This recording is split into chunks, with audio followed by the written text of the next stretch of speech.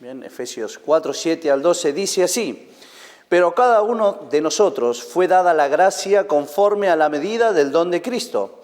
Por lo cual dice, subiendo a lo alto, llevó cautivo la cautividad y dio dones a los hombres. Y eso de que subió, ¿qué es? Sino que también había descendido primero a las partes más bajas de la tierra. El que descendió es el mismo que también subió por encima de todos los cielos para llenarlo todo. Y él mismo constituyó a unos apóstoles, a otros profetas, a otros evangelistas, a otros pastores y a otros maestros, a fin de perfeccionar a los santos para la obra del ministerio, para la edificación del cuerpo de Cristo. El cuerpo de Cristo es, ¿qué cosa? La iglesia, ¿verdad? Entonces, el Señor hizo todo esto para la edificación de la iglesia. ¿Y qué pide el Señor de la iglesia? Pide un cuerpo, ¿verdad?, santificado, pide algo apartado para Él. Dice que quiere una iglesia pura y sin ¿qué? Sin mancha, hermanos, sin mancha. Y nosotros, como iglesia, somos representantes de Cristo, porque somos el cuerpo de Cristo. Vamos a ir al Señor en oración para pedir la bendición para este tiempo antes de continuar con la predicación. Padre amado, te damos muchísimas gracias por este día que podemos disfrutar en tu casa, por este culto en esta tarde que nos permites venir nuevamente y abrir tu palabra y compartir, Señor, lo que tú tienes en ella para cada uno de nosotros. Te pido, Señor, que obres en medio nuestro, que la predicación de tu palabra, Señor, la enseñanza que tú tienes en ella para nosotros, obre en nuestras vidas y nos transforme, Señor, y nos acerque cada día más y más a la imagen de nuestro Señor y Salvador Jesucristo. Guíanos, Señor, a través de ella, esfuérzanos, transfórmanos, Padre amado, para que podamos vivir vidas que te den honra y gloria a ti. Te lo pedimos, Señor, en el nombre de tu Hijo amado Jesucristo, nuestro Salvador. Amén. Muy bien, hermanos, aprovechando que la próxima semana, como nos decía el pastor, vamos a estar celebrando el aniversario de la iglesia, quería hablar de la iglesia, ¿bien? Y quería que viésemos y que pensásemos en lo que necesita la iglesia y qué es lo que Dios nos pide para su iglesia, a aquellos que somos los miembros de este cuerpo, el cuerpo de Cristo. Entonces, les aviso que solamente rascaremos la superficie de todo lo que podríamos y tendríamos que hablar de la iglesia. Entonces, hay mucho para hablar, no nos darían las horas para el culto para hablar de todo lo que esto confiere. Pero, hermanos, en la Biblia nos da una imagen, nos asemeja a la iglesia, como dije antes, a un cuerpo, ¿verdad? Y nos dice que el cuerpo tiene miembros, ¿verdad? Y nos dice que cada uno de esos miembros tiene un propósito, ¿verdad? Una función, o sea, sé que tiene una obligación. Y hermanos, nosotros, cada uno de nosotros como miembros del cuerpo de Cristo, tenemos un motivo por el cual estamos en la casa del Señor, tenemos como miembros una función, un propósito, y por lo tanto tenemos una obligación añadida a ese propósito. Y lo primero, hermano, que quiero que veamos es que Dios quiere la unidad del cuerpo. Dios quiere que los cristianos fomenten unidad, porque si yo me corto el brazo y lo lanzo, El brazo no va a salir, no sé si ustedes alguna vez vieron la peli de los Locos Adams, esa de hace 20 años, ¿no? Que estaba la mano, ¿no? Que iba caminando y corriendo por todos lados. Yo no he visto a nadie que se corte el brazo, lo lance y la mano siga corriendo, ¿verdad? ¿Qué pasa con la mano? Se muere. Tú separas un miembro de tu cuerpo y ese miembro murió, ¿verdad? Porque si no está unido al cuerpo, si no está en unión con la sangre, ¿verdad? No hay vida. Y si no hay vida, hay muerte, ¿no? Entonces, Dios quiere de nosotros, de nuestra iglesia, unidad. Hechos 2:44 dice, todos los que habían creído estaban juntos y tenían en común todas las cosas, ¿vale? Como siempre les voy a decir, ya saben que vamos a tener un montón de versículos, no es necesario que los busquen todos, pero siempre los animo a que apunten y a que refrenden que lo que se habla desde el púlpito es la palabra de Dios. En mi Biblia, esta porción de la palabra tiene un título y dice la vida de los primeros cristianos. Estos primeros cristianos que vivieron tiempos de muchísima dificultad, ¿verdad? De persecución, de cárcel, de espada. Yo a veces intento pensar e intento ponerme en esta situación de cómo sería vivir en ese tiempo, hermanos. Y la palabra de Dios nos dice cómo era vivir ese tiempo para los hijos de Dios, para los verdaderos hijos de Dios, para los hijos que estaban en unión los unos con los otros. Hechos 2:44 al 47 dice, todos los que habían creído estaban juntos, ¿vale? Yo me lo he puesto ahí en mayúscula.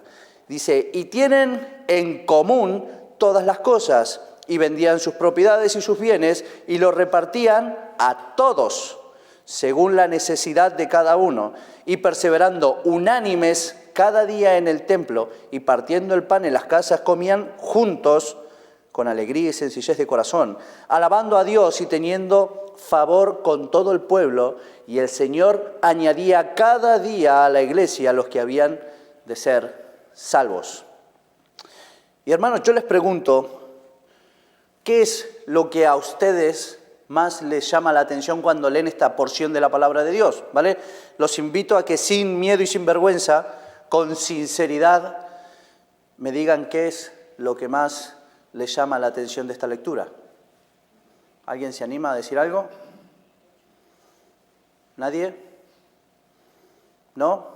Les digo lo que a mí siempre más me llamaba la atención, de buenas a primeras cuando leí esta porción de la palabra de Dios. Seguro que cuando lo digan van a decir, ay, sí, es verdad, a mí también, ¿no?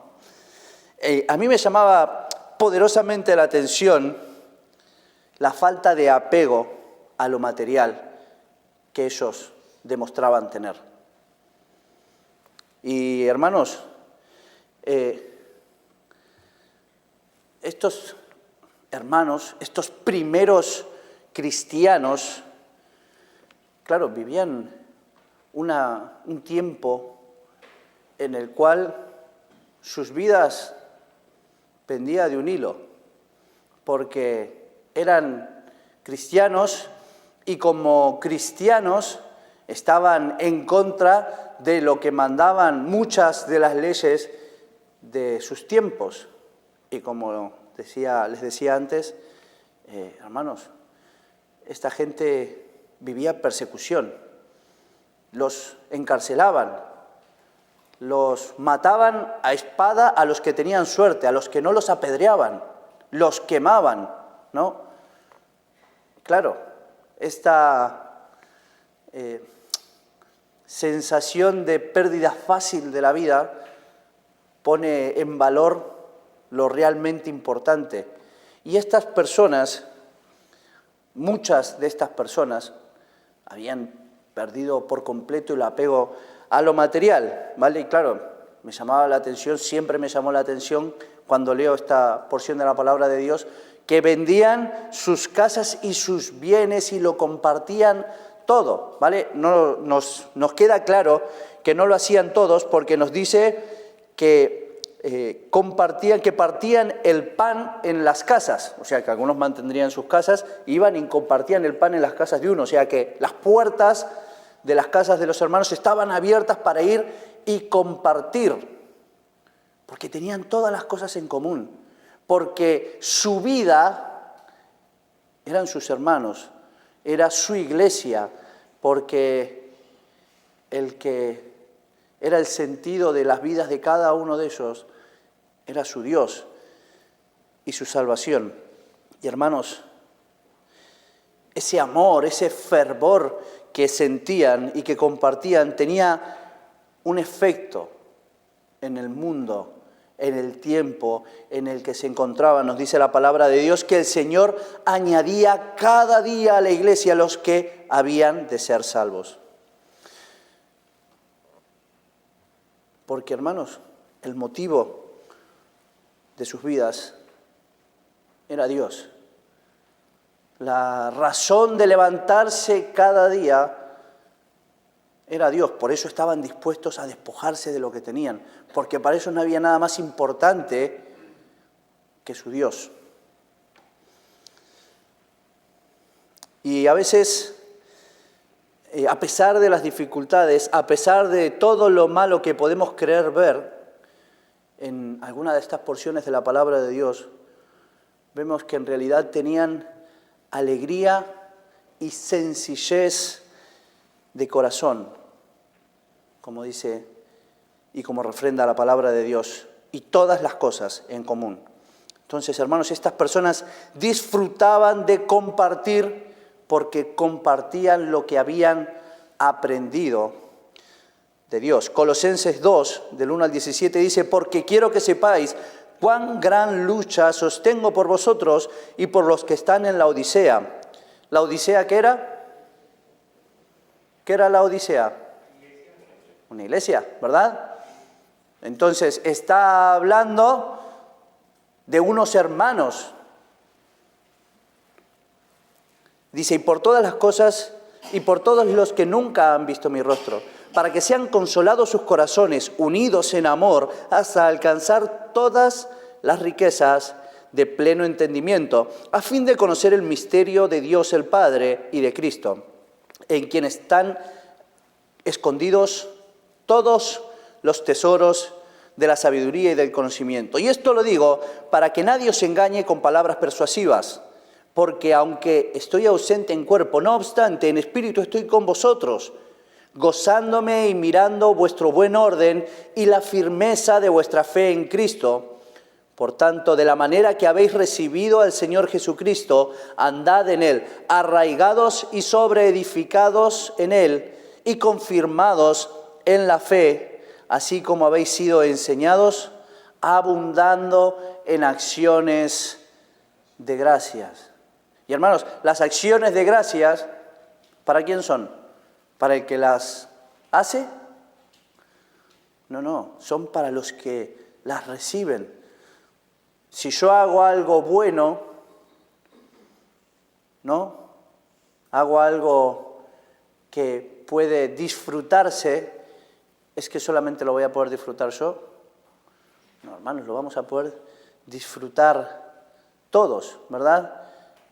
La obra que se hizo hace 36 años para acondicionar este edificio no fue para los que hicieron la obra. Porque muchos de los que hace 36 años estaban en esta iglesia trabajando no están. Y muchos de los que estamos aquí no conocimos a esas personas. Sin embargo, nosotros estamos disfrutando de la obra que se realizó en esta iglesia, hermanos.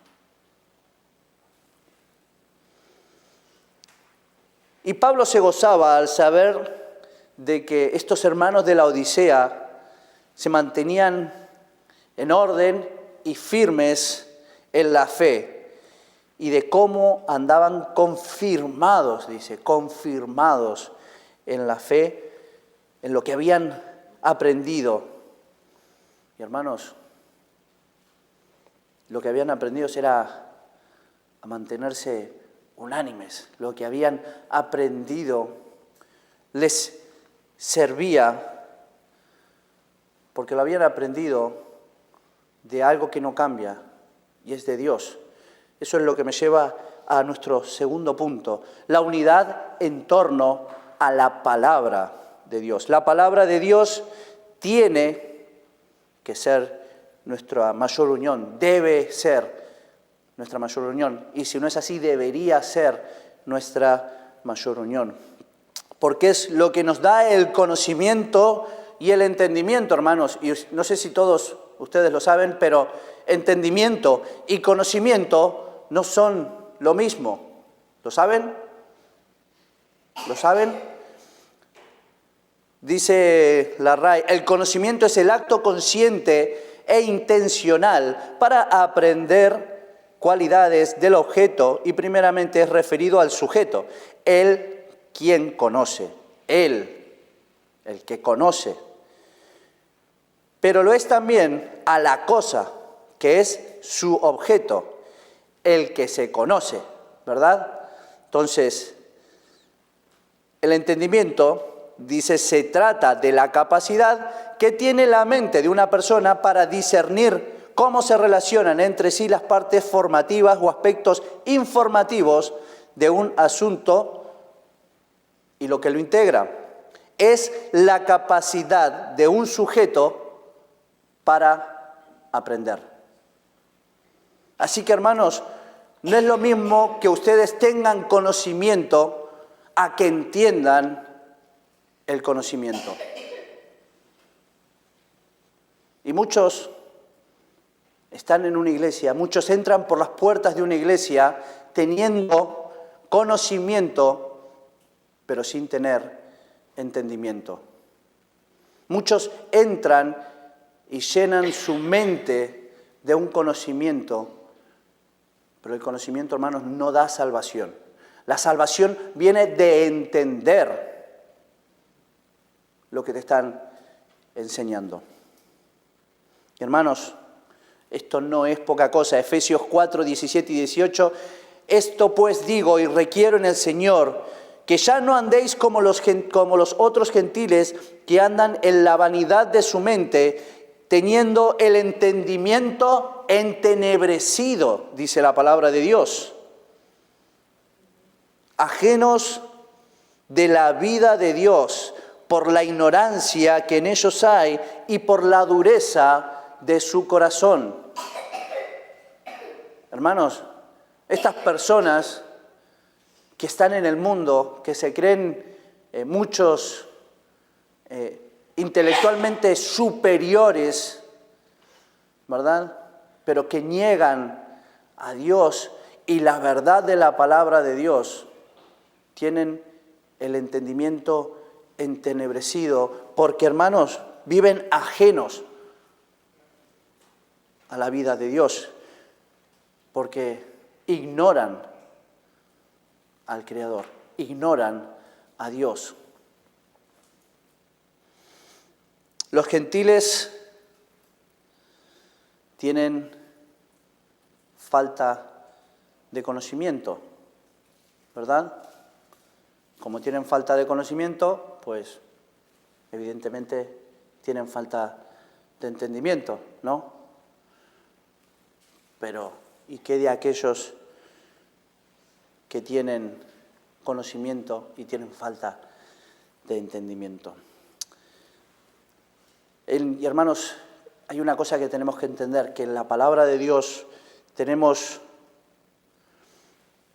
las herramientas que necesitamos. Primera de Pedro, el capítulo 1, versículos 10 al 25, dice: los profetas que profetizaron de la gracia destinada a vosotros, o sea, a nosotros que vivimos en el tiempo de la gracia, hermanos, inquirieron y diligentemente indagaron acerca de esta salvación, escudriñando qué persona y qué tiempo indicaba el Espíritu de Cristo que estaba en ellos, el cual anunciaba de antemano los sufrimientos de Cristo y las glorias que vendrían tras ellos.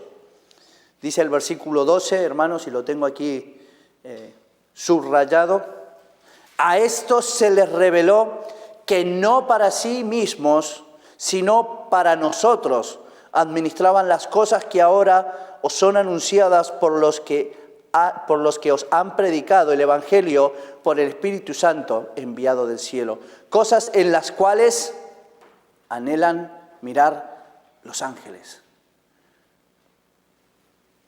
Hermanos, personas en la historia de este mundo dieron sus vidas porque a nosotros nos llegara este Evangelio. Personas en la historia de este mundo, dice la palabra de Dios, que administraban esta palabra sabiendo que no era para ellos, que era para nosotros,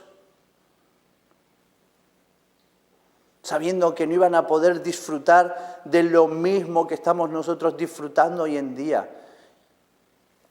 pero teniendo el entendimiento de la importancia que tenía que esta palabra llegara hoy hasta nuestras vidas, transformara nuestras vidas y nos diera la oportunidad, hermanos, de recibir el conocimiento que nos daría todo el entendimiento que necesitamos para vivir esta vida como a Dios le agrada. Hermanos, una palabra que nos dice que los ángeles anhelan. Dice el versículo 13, por tanto, ceñid los lomos de vuestro entendimiento, sed sobrios y esperad por completo en la gracia que se os traerá cuando Jesucristo sea manifestado. Como hijos obedientes, no os conforméis a los deseos que antes teníais, estando en vuestra ignorancia, sino como aquel que os llamó es santo, sed también vosotros santos en toda vuestra manera de vivir. Porque escrito está, sed santos porque yo soy santo. Y si invocáis por Padre a aquel que sin acepción de personas juzga según la obra de cada uno, conducíos en temor todo el tiempo de vuestra peregrinación, sabiendo que fuisteis rescatados de vuestra vana manera de vivir, la cual recibisteis de vuestros padres, no como cosas corruptibles, como oro o plata, sino con la sangre preciosa de Cristo, como de un cordero sin mancha y sin contaminación, ya destinado desde antes de la fundación del mundo, pero manifestado en los postreros tiempos por amor de vosotros, y mediante el cual creéis en Dios, quien le resucitó de los muertos y le ha dado gloria, para que vuestra fe y esperanza sean en Dios, habiendo purificado vuestras almas por la obediencia a la verdad mediante el Espíritu, para el amor fraternal no fingido. Amaos unos a otros entrañablemente, de corazón puro, siendo renacidos no de simiente corruptible, sino de incorruptible, por la palabra de Dios que vive y permanece, dice, para siempre. Porque toda carne es como hierba, y toda la gloria del hombre como flor de la hierba. La hierba se seca y la flor se cae, mas la palabra de Dios permanece para siempre. Y esta es la palabra que por el Evangelio os ha sido anunciado. Hermanos, Dios nos pide que nos agarremos y que nos arraiguemos a esta palabra que es para siempre. Cielo y tierras pasarán, pero ¿qué permanece para siempre? Su palabra permanece para siempre. Esta palabra perfecta, eterna, hermanos, diseñada por el diseñador perfecto para que llegue a nuestros oídos y transforme nuestras vidas. Esta palabra que otros tuvieron que administrar y trabajar para que llegara hasta nosotros. Hermanos, este Evangelio del que la palabra de Dios nos dice que los ángeles anhelan.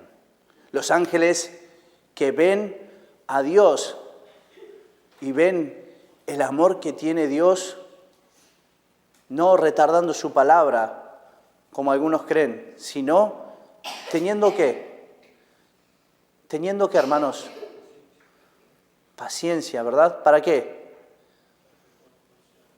Para que cada uno de nosotros, para que cada uno de los que nosotros conocemos puedan llegar al conocimiento de esta palabra y puedan entender y puedan llegar al arrepentimiento. Dios no retrasa su palabra, hermanos, sino que Dios es misericordioso con nosotros. Y los ángeles lo ven y anhelan ese amor, esa misericordia que el Señor tiene para con nosotros, que no nos damos cuenta, que no somos capaces de ver. Dios no retarda su promesa, hermanos. Dios es misericordioso con el mundo y con las criaturas que están en este mundo que aún no le han conocido.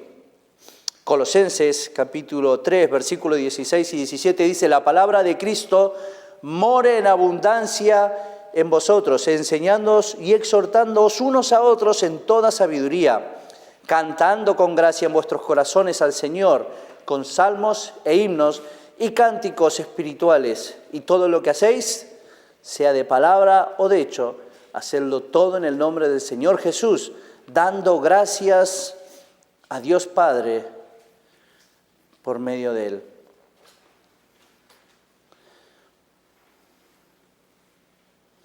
Hermanos, esta palabra de la cual Dios nos está hablando, esta palabra que nosotros podemos ver, que podemos leer y en la que podemos aprender, llegó a nosotros con ese propósito, con el propósito de enseñarnos y de prepararnos. Efesios capítulo 6, versículos 10 al 17 dice: por lo demás, hermanos míos, fortaleceos en el Señor y en el poder de su fuerza. Vestíos de toda la armadura de Dios para que podáis estar firmes contra las acechanzas del diablo, porque no tenemos lucha contra sangre y carne, sino contra principados, contra potestades, contra los gobernadores de las tinieblas de este siglo. ¿Alguien siente que tiene lucha con los gobernadores de las tinieblas de este siglo? Estamos volviendo a un tiempo en donde nos están empezando a decir que no podemos decir lo que está mal, porque estamos hiriendo la sensibilidad de los que viven mal, de los que viven en pecado, porque, claro, ellos tienen derecho a vivir mal y a que nadie les diga que está mal, ¿no? Pero tú no tienes derecho a vivir bien, ¿no? Y a no querer vivir de esa manera o a renegar de vivir de esa manera. Tú no tienes derecho a decir lo que crees, tú no tienes derecho a decir lo que piensas. Porque, hermanos, estamos en un mundo en el que los derechos se sobreponen. Entonces, los derechos de muchos, están por encima de los derechos de los demás. Esa es la realidad en la que nos encontramos. Porque la palabra de Dios ya nos lo advirtió. A lo bueno lo van a llamar malo y a lo malo lo van a llamar bueno. Hermanos, estamos en una inquisición encubierta en la cual no nos dejan decir la verdad ni hablar lo bueno, porque según ellos lo bueno es malo y lo malo es bueno. Y aquí estamos, y aquí nos encontramos, ¿verdad? Todavía no nos persiguen ni nos encarcelan, de momento, todavía no nos apedrean, ¿no? Pero, hermanos, tenemos que prepararnos, tenemos que aprender y tenemos que, como dice, vestirnos de toda la armadura de Dios para que podamos estar firmes contra las acechanzas del diablo. contra los gobernadores de las tinieblas de este siglo, contra las huestes espirituales de maldad en las regiones celestes. Por tanto, tomad toda la armadura de Dios para que podáis resistir en el día malo y, habiendo acabado todo, estar firmes. Estad pues firmes, ceñidos vuestros lomos con la verdad y vestidos con la coraza de justicia y calzados los pies con el apresto del evangelio de la paz.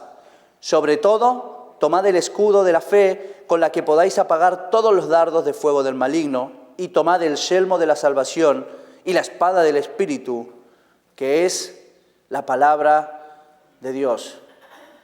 Hermanos, nosotros debemos prepararnos, ¿verdad?, para la batalla. Debemos estar dispuestos a presentar defensa del Evangelio que ha llegado a nosotros, como dice la palabra de Dios. Me hacía gracia porque justo esta mañana en la escuela dominical estábamos hablando, ¿verdad?, y nos daban un pequeño apunte, de cómo los soldados utilizaban sus escudos, ¿no? Y de cómo en formación a una se defendían. Se defendían porque estaban en formación. Se defendían porque estaban juntos, ¿verdad? Ponían un escudo pegado al otro para que las flechas no pasen, para que las espadas no pasen. Y hermanos, nosotros debemos usar la palabra de Dios para hacer esto. No sé si a alguien le suena este versículo, Proverbios 30, versículo 5. Toda palabra de Dios es limpia. Él es escudo a los que en Él esperan. Hermanos, tenemos nuestra defensa en nuestras manos, porque la palabra de Dios es limpia. Y hermanos, Dios, a través de su palabra, es escudo para los que en Él esperan. Y esto me lleva al último punto. La unidad, hermanos, es la que persevera. La unidad es la que protege. Nosotros en casa tenemos un cuadro que dice cordón de 3 dobleces. ¿Qué más dice? No se rompe, ¿verdad? ¿No? Entonces es mi mujer, yo y Dios. Cordón de 3 dobleces, ¿verdad? Un cordón fuerte, gordo, ¿verdad? Y hermanos, nosotros necesitamos esa unidad con Dios, los unos con los otros.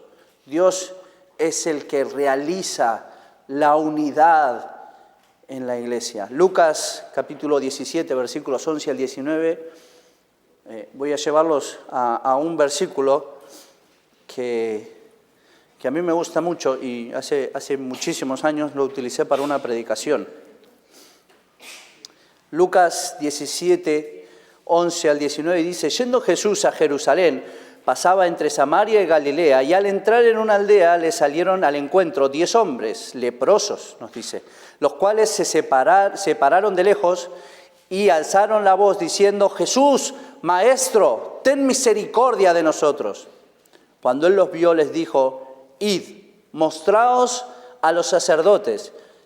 Y aconteció que mientras iban, fueron limpiados. Entonces uno de ellos, viendo que había sido sanado, volvió glorificando a Dios a gran voz, y postró rostro en tierra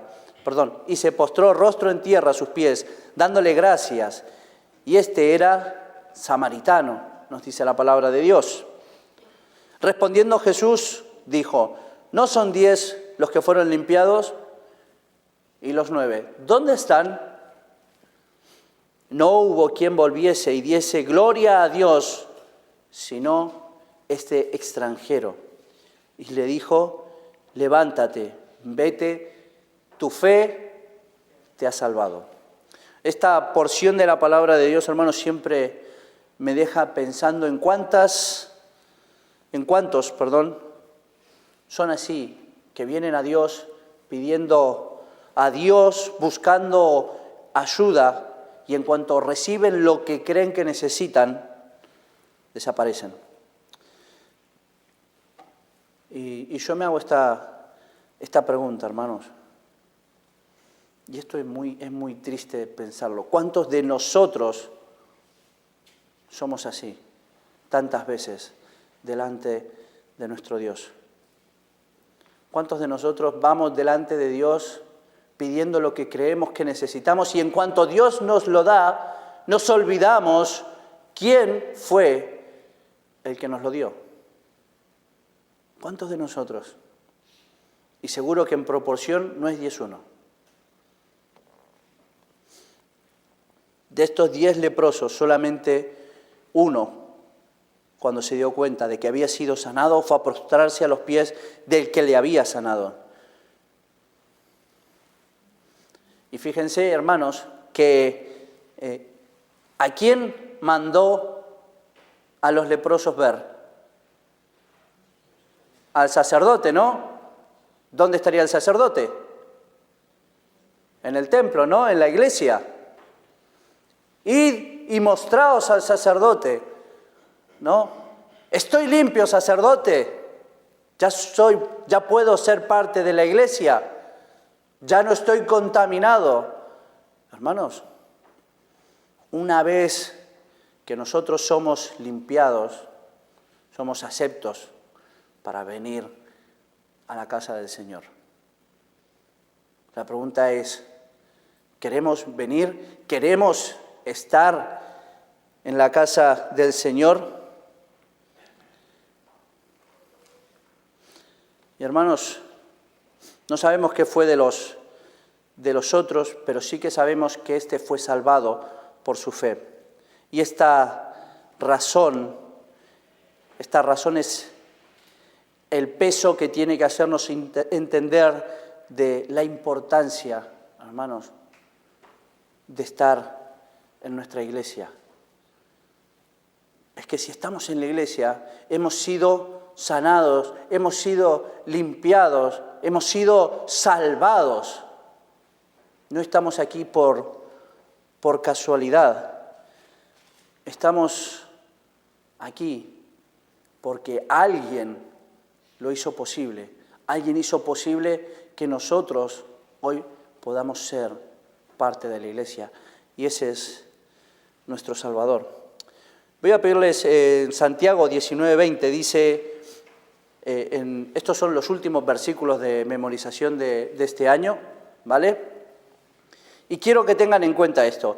Dice, hermanos, si alguno de entre vosotros se ha extraviado de la verdad y alguno le hace volver, sepa que el que haga volver al pecador del error de su camino, salvará de muerte un alma y cubrirá multitud de pecados. Hermanos, ¿cuántos de nosotros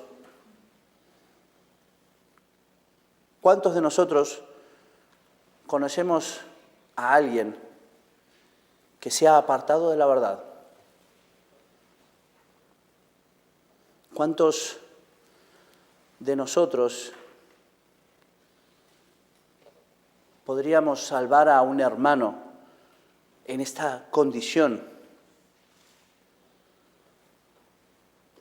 ¿Cuántos podemos pensar en alguien que ha estado sentado en estos bancos compartiendo con nosotros de la palabra de Dios y hoy no está? ¿A cuántos de esas personas hemos llamado? ¿Por cuántas de esas personas nos hemos preocupado para ir y cumplir lo que nos dice la palabra de Dios, hermanos? Romanos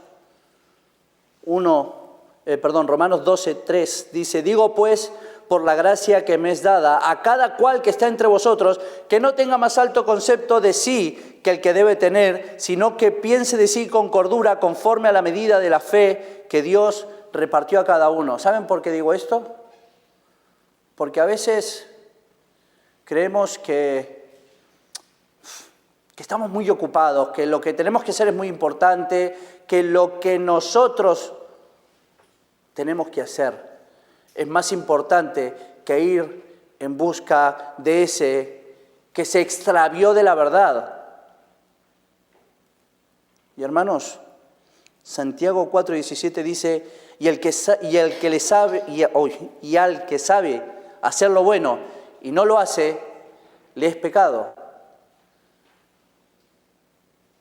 ¿Cuántos de nosotros sabemos de alguien que necesita volver al camino de la verdad? Y no vamos a buscarlo, y no vamos a hablarle, y no vamos a persuadirle de su error. Yo no digo que tengamos que obligar a nadie, pero hermanos, tenemos la obligación delante de nuestro Dios, aquel que sabe hacer lo bueno y no lo hace, le es pecado. Y todos los que estén apuntados en el tablón, en los versículos de memorización, van a tener que recitar este versículo de Santiago 19 y 20. Y cada uno de nosotros quedaremos refrendados delante de nuestra conciencia y delante de Dios de que si alguno de entre vosotros se ha extraviado de la verdad y alguno le hace volver, sepa que el que haga volver al pecador del error de su camino salvará de muerte un alma y cubrirá multitud de pecados. Estaremos haciendo la voluntad de Dios, que es que hablemos a los demás, que es que salvemos a los demás del error. Y hermanos, cada uno de nosotros un día nos veremos cara a cara con el Señor y Dios nos pondrá en evidencia y nos dirá, oye tú tendrías que haber ido a hablar con... y no fuiste. Y te creías y te sentías muy orgulloso por las cosas que hacías. Y lo importante lo dejaste de lado. Porque lo importante, hermanos, aquí son las almas. Son las personas que necesitan a Dios. Son las personas por las cuales Dios espera. Por las cuales Dios nos mantiene en este mundo.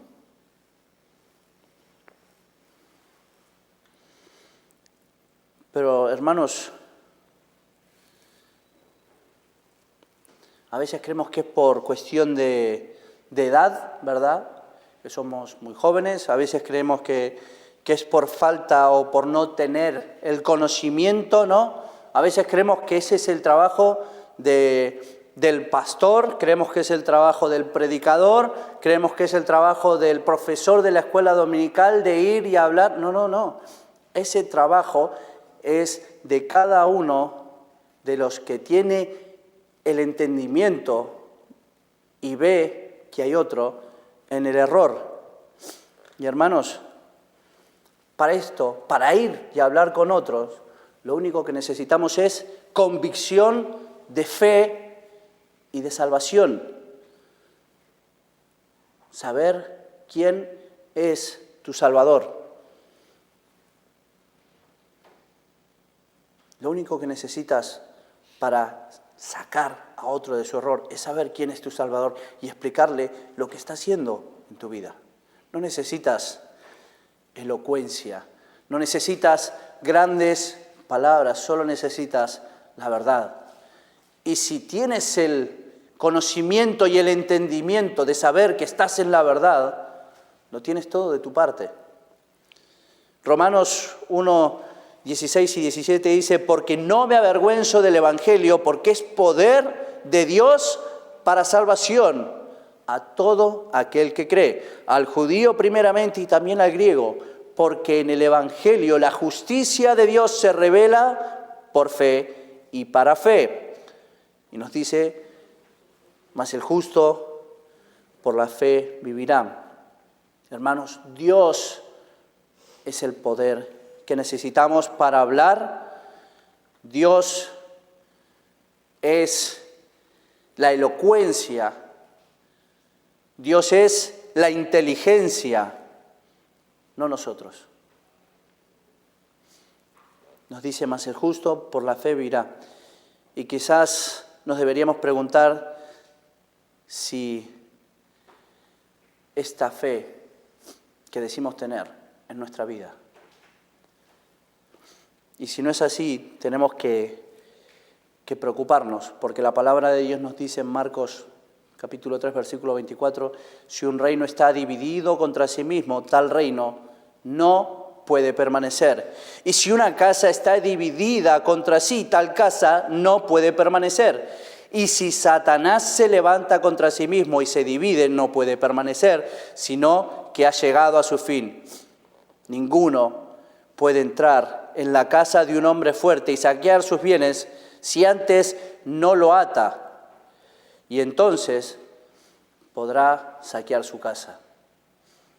Y hermanos, si en tu casa está Dios, que es el fuerte, que es la fuerza que necesitamos, no tendremos nada de lo que tendríamos o de lo que podríamos preocuparnos. Así que les hago una pregunta, hermanos, más antes de terminar. ¿Quieren ustedes tener una iglesia unida? ¿Quieren ustedes estar unidos a la palabra de Dios? ¿Quieren ustedes que esta unidad a la iglesia y a la palabra de Dios se mantenga, persevere y los proteja? ¿Quieren ustedes y sus familias que prevalezcan, hermanos? Hermanos, ¿quieren que esta iglesia que está a punto de cumplir 36 años prevalezca? Tenemos todo el conocimiento de la palabra de Dios. Dios nos brinda su conocimiento para que nosotros obtengamos el entendimiento para que así sea, para que podamos hacer una iglesia fuerte, siendo hombres y mujeres fuertes, firmes, arraigados en esta palabra, en la fe, en nuestra salvación, para que no tengamos nada de lo que temer, para que nuestra mayor preocupación, hermanos, sea compartir la palabra de Dios. Para que nuestra mayor preocupación, hermanos, sea sacar a los demás, a los otros, de su error. ¿Qué están haciendo, hermanos? ¿Qué estamos haciendo con la palabra de Dios?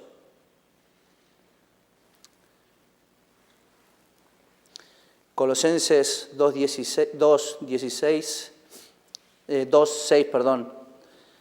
y 7 dice: por tanto, de la manera que habéis recibido al Señor Jesucristo, andad en Él, arraigados y sobreedificados en Él, y confirmados en la fe, así como habéis sido enseñados, abundando en acciones de gracia. Vamos al Señor en oración.